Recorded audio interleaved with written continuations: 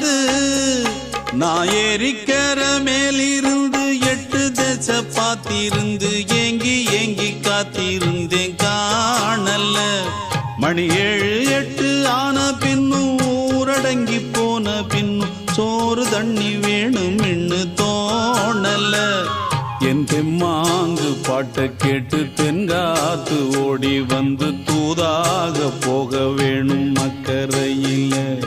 நான் உண்டான ஆசைகளை சொல்லாம பூட்டி வச்சு உள்ளார வாடுறேனே இக்கரையில. நான் ஏரிக்கர மேலிருந்து 8 தேச பார்த்திருந்து ஏங்கி ஏங்கி காத்திருந்தேன் காணல.